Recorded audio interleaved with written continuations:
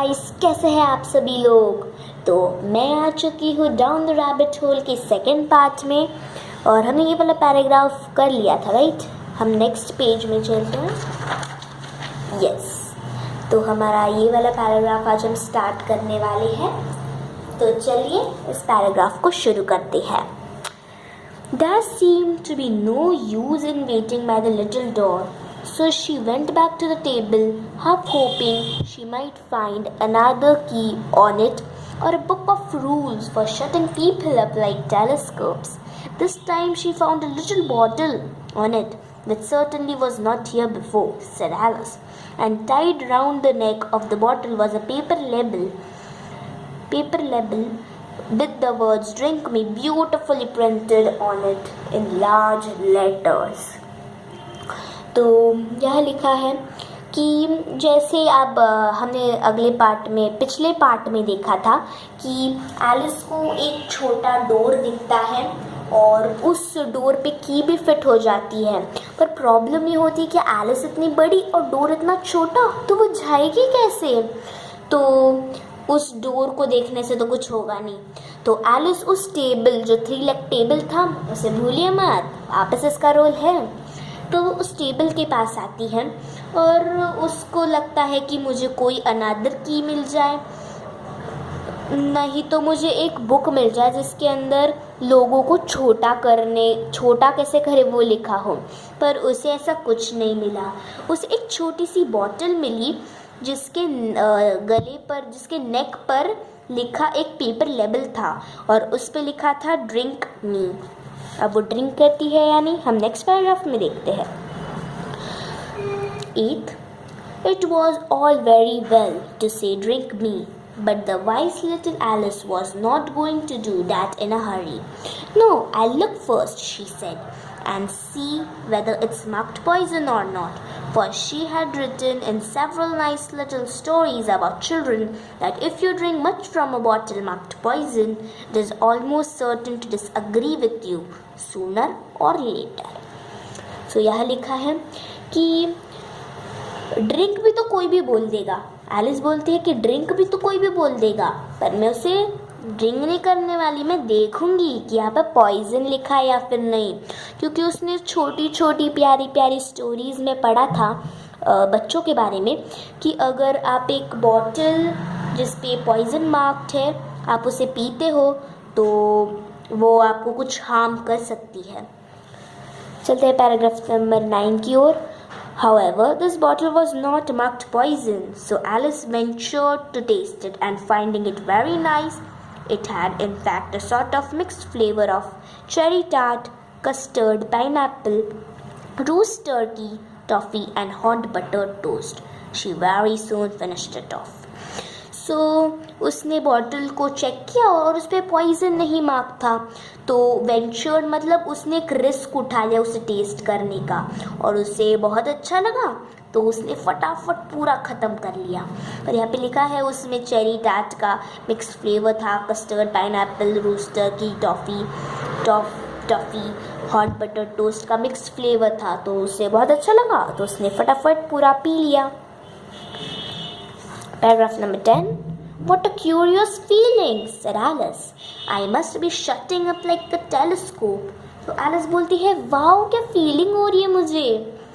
अब मुझे लगता है कि मैं टेलीस्कोप जितनी छोटी हो जाऊंगी। And so it was indeed.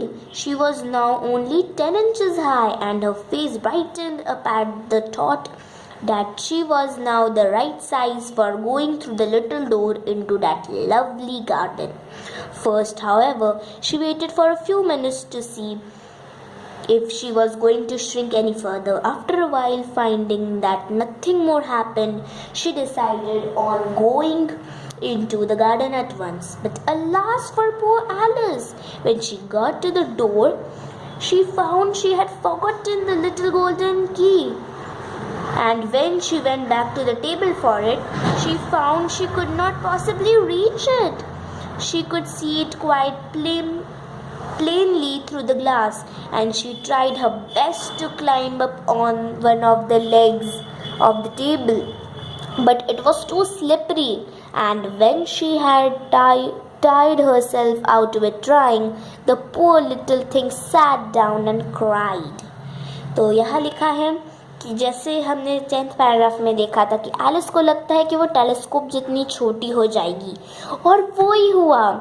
जो डोर था वो 15 इंचेस लॉन्ग था, और जो एलिस है वो श्रिंक होते होते 10 इंचेस हो गई थी।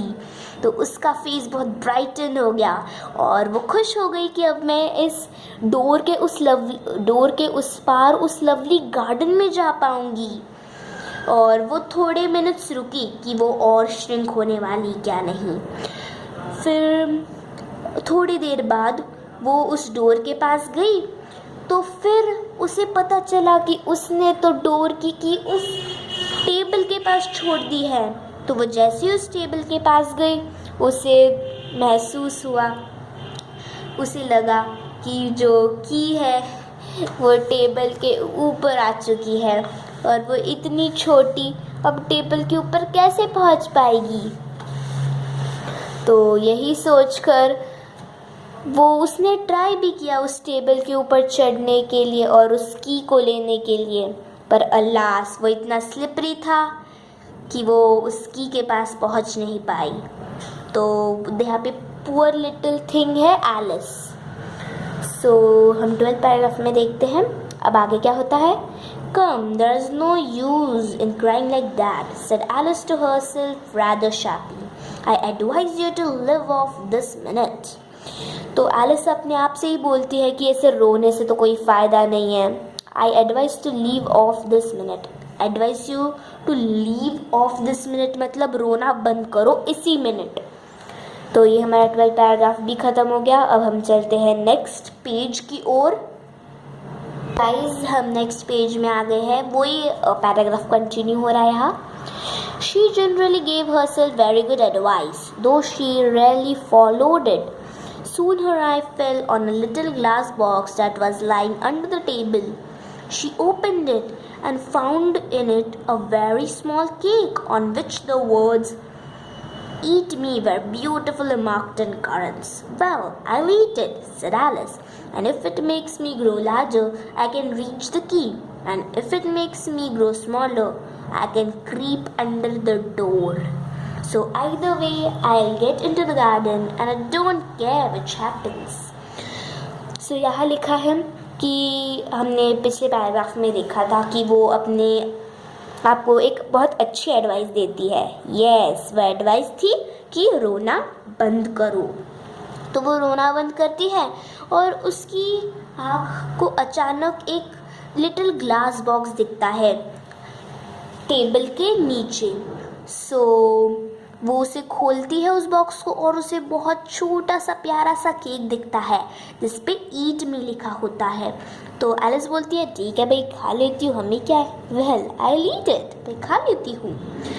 और वो सोचती है कि अगर ये मुझे बड़ा बना दे तो मैं की ले लूँगी, और अगर छोटा बना दे तो मैं डोर के नीचे थोड़ी जगह होती है उसे क्रीप कर लूँगी, और मुझे कोई फ़र्क नहीं पड़ता कुछ भी हो, मुझे तो जाने से मतलब है। She ate a little bit and said anxiously to herself, which way, holding her hand on the top of her head to feel which way it was growing.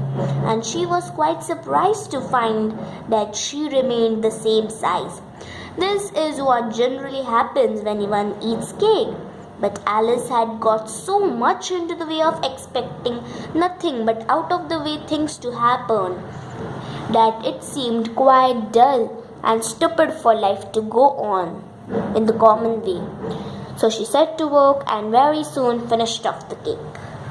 So उसने थोड़ा केक खाया और अपने आप को बहुत इम्पेशेंटली बोलने लगी कि कहाँ से बड़ी हूँ मैं। पर वो सरप्राइज़ हो गई कि मैं तो उसी साइज़ में हूँ। तो वो बोलती है कि ऐसा ही होता है जब कोई केक खाता है, कोई थोड़ी ना बढ़ जाता है या फिर कम हो जाता है। तो एलिस को इतना ऐसा क्यों लगा कि वो बढ़ेगी, क्योंकि उसे इतना आदत पड़ गई थी ऐसी थिंग्स की कि जो रियल लाइफ में नहीं हो सकती, वो इमेजिनेशन में हो सकती है। तो वो सेट ऑन टू वर्क। कौन सा वर्क? खाने का वर्क। यस, केक खाने का वर्क। तो उसने फटाफट केक फिनिश कर लिया। तो यहाँ हमारा चैप्टर फिनिश होता है और ये हमारा लास्ट का थोड़ा कंक्लूजन पार्ट है, इसे भी पढ़ लेते हैं।